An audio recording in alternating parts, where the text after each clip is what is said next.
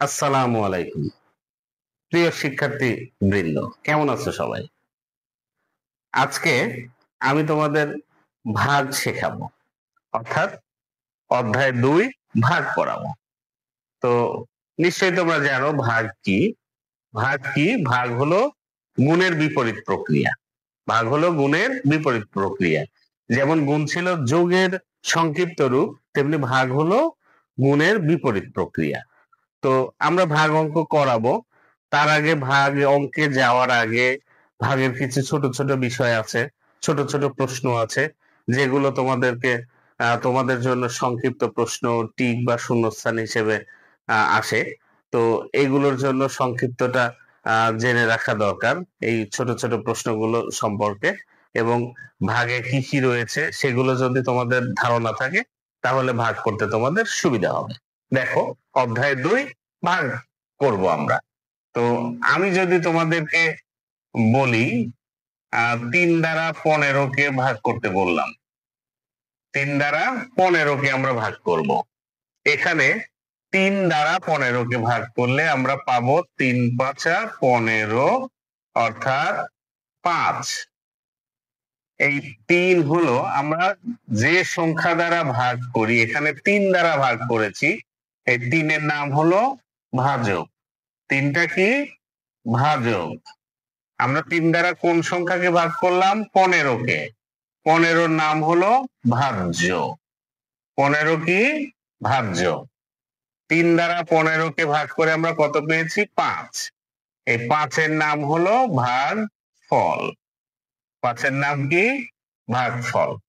তাহলে আমরা এখান থেকে লিখতে পারি, আমরা ১৫-কে ভাগ করেছি, তাই না? ১৫-কে কত দ্বারা ভাগ করলাম? ৩ দ্বারা ভাগ করলাম। ভাগ করে কত পেলাম? ৫। ১৫টা কি ছিল? ১৫-র নাম হলো ভাজ্য। দেখো, তাহলে আমরা এখান থেকে একটা সূত্র লিখতে পারি, সেটা কি? ভাজ্য। ভাজ্য ভাগ ৩ কি? ভাজক। ভাজ্য ভাগ ভাজক সমান ৫। ৫টা কি? ভাগফল। ৫টা হলো ভাগফল। তাহলে আমরা এখান থেকে একটা সূত্র পেয়ে গেলাম। দেখো, ভাজ্য ভাগ ভাজক সমান ভাগফল।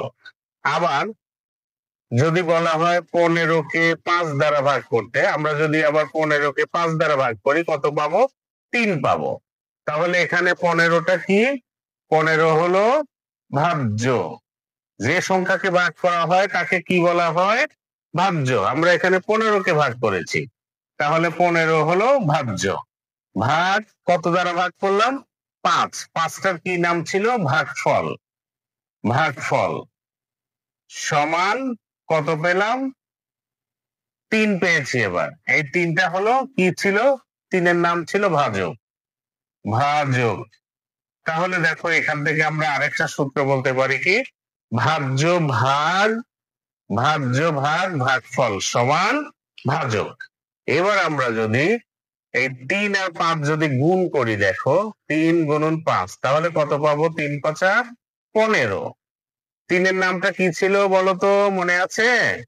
৩ হলো ভাজক, মাঝখানে কি চিহ্ন? গুণ। ভাজক গুণ ৫। ৫ কি? ভাগফল। ৫ হলো ভাগফল। তাহলে ভাজক গুণ ভাগফল সমান ১৫। ১৫ কি? ভাজ্য। ভাজ্য। তাহলে আমরা এখান থেকে লিখতে পারি ভাজক গুণ ভাগফল সমান ভাজ্য। আমরা দেখো এখান থেকে ৩টা সূত্র পেয়ে গেছি। ভাজ্য ভাগ ভাজক সমান ভাগফল, ভাজ্য ভাগ ভাগফল সমান ভাজক, এবং ভাজক গুণন ভাগফল সমান ভাজ্য। এখানে এই সূত্রগুলো এসেছে হলো নিঃশেষে বিভাজ্য হলে। দেখো, আমরা ৩ দ্বারা ১৫-কে ভাগ করে ৫ পেয়েছি, এখানে ভাগশেষ ০, অর্থাৎ ভাগশেষ নেই। তো ভাগশেষ যখন থাকে না, তখন সেটাকে আমরা বলতে পারি নিঃশেষে বিভাজ্য হলে। এই ৩টা সূত্র হলো নিঃশেষে বিভাজ্য হলে।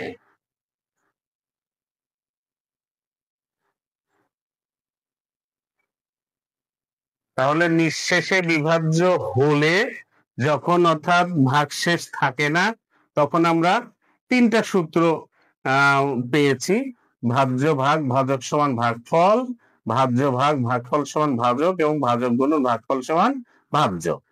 আহ, তো ঠিক আছে, আজকে এ পর্যন্তই। সবাই ভালো থেকো। পরবর্তী ভিডিওর জন্য অপেক্ষা করো। আর আমার চ্যানেলটিকে সাবস্ক্রাইব করে লাইক কমেন্ট শেয়ার করে পাশে থাকবেন। ধন্যবাদ সবাইকে।